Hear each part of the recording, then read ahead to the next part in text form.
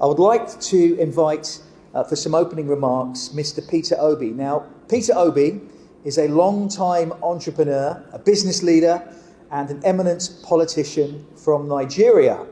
Mr. Obi's sense of enterprise fostered his involvement in local and national Nigerian politics, including his role as governor of Anambra. So please help me in welcoming him to the stage. Peter Obi.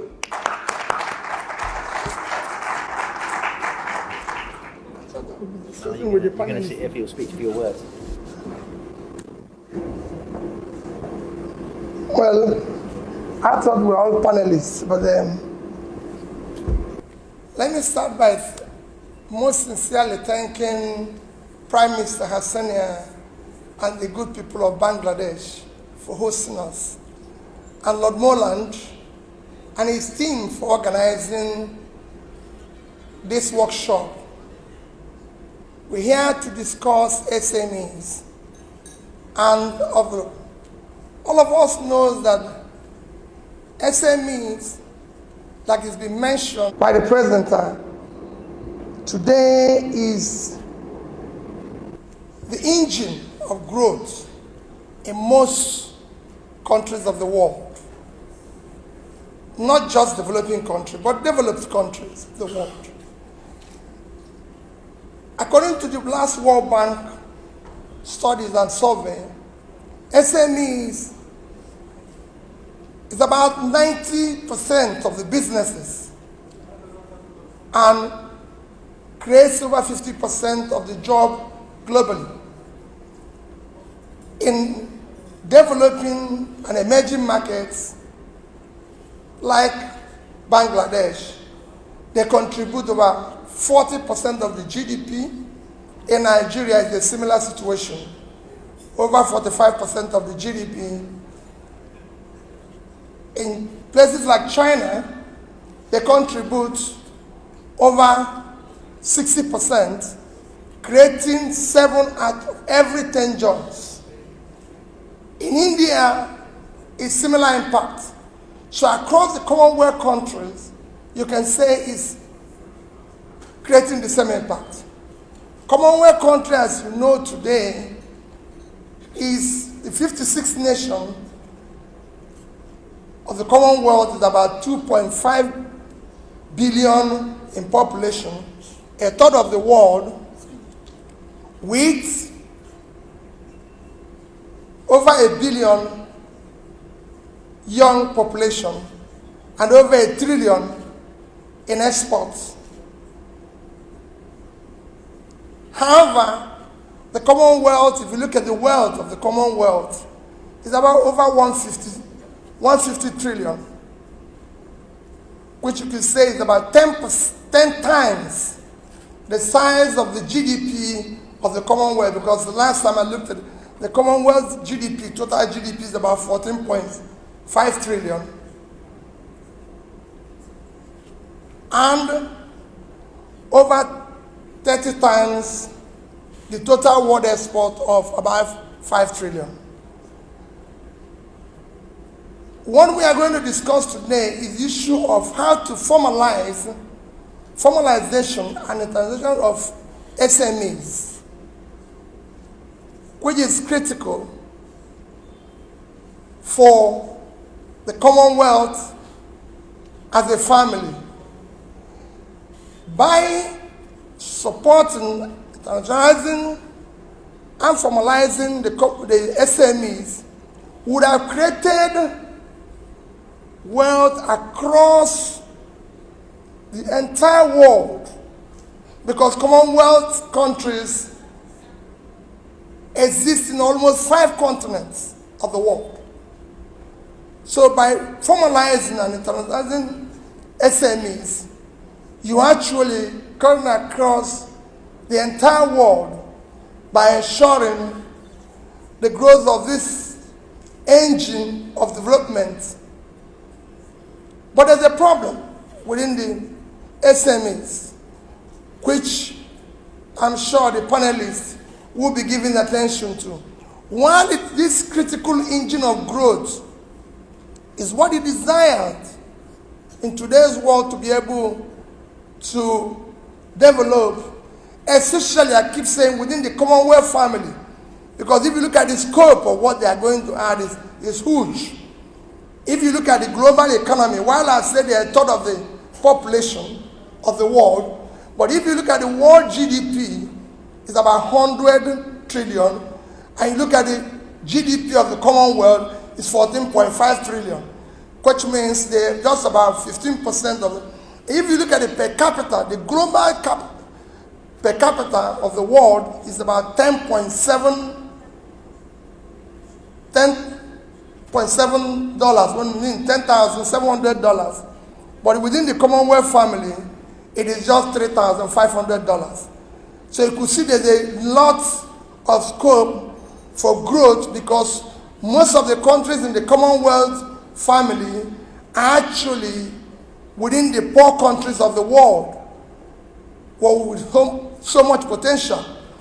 And to drive this potential and create this fortune that is sustained development across the Commonwealth, you need to support the SMEs, because these are the engine of growth, considering the amount of jobs they create and the impact they have, and they will be able, and this is where you have your youths who are starting entrepreneurship, building entrepreneurship, and that's where they are, and you must support them. The critical things they have is, one, it is, what you can say is, it has local peculiarities, but there are some that are across virtually all the countries, especially in developing and emerging markets. One is the issue of finance. Today, if you look at virtually all the countries, even within the Commonwealth countries, you'll find out that the level of funding gap within the SMEs are huge. In most countries, they will be lucky if they're able to get up to 30% of their requirements. I know in Nigeria in particular, it is below that. In Bangladesh here, it is about 30-something%. And in most countries that I studied, it's a similar situation. So the funding gap is huge, because banks and lending institutions prefer to lend to the corporates rather than lend to this engine of growth, because of, again, it has to do with issues of formalization, issues of internationalization, and other things that are associated with it.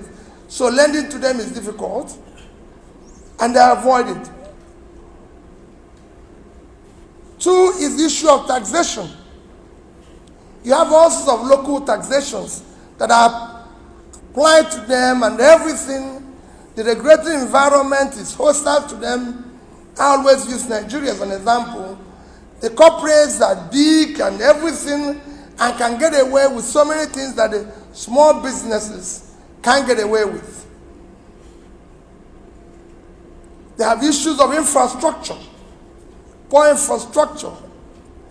In Nigeria, you look at electricity issues, to road, like Lord Molan said today when we were talking about Cameroon, and he said they have similar road conditions as Bangladesh.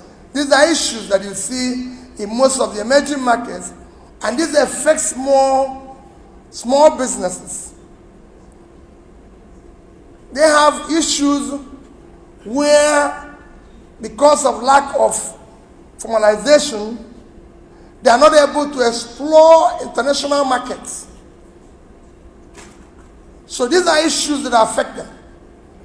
To deal with these issues, the Commonwealth, as a family, needs to intervene in various countries, and various countries look at their policy. If they have a policy that is targeted, a favorable policies that is targeted to SMEs, to help them to formalize, have proper registrations and everything, which are happening in some countries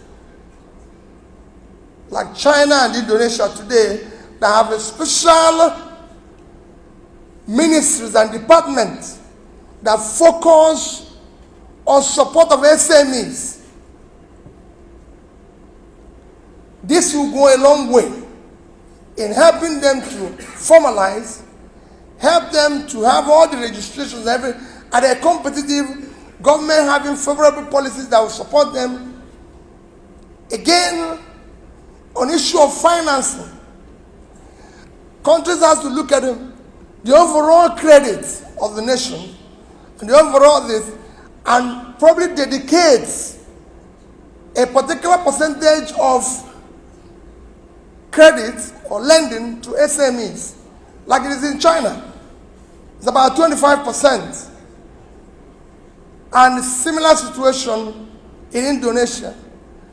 I must say that credits to SMEs in Bangladesh have been quite impressive, though not what it should be. But in other countries, like in Nigeria and Africa, they need to do more.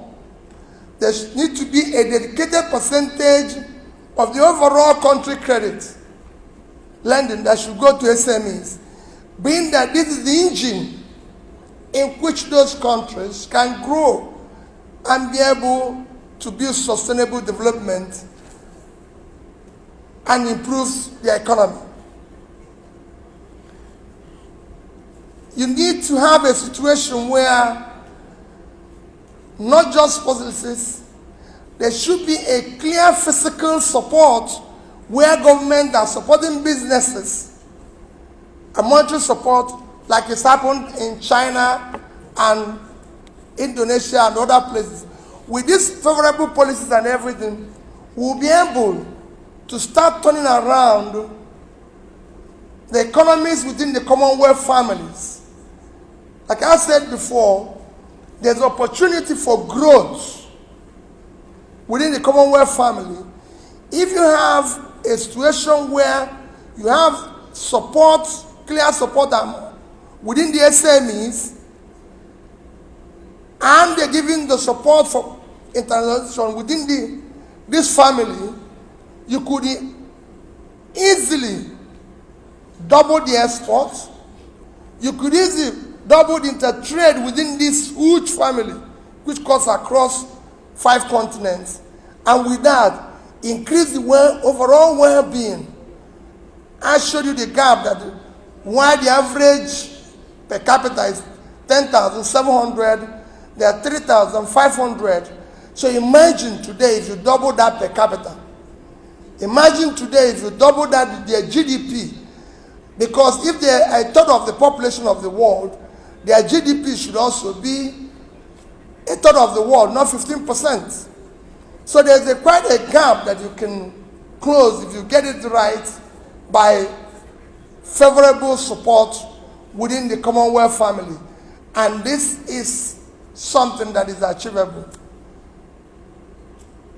Thank you for listening.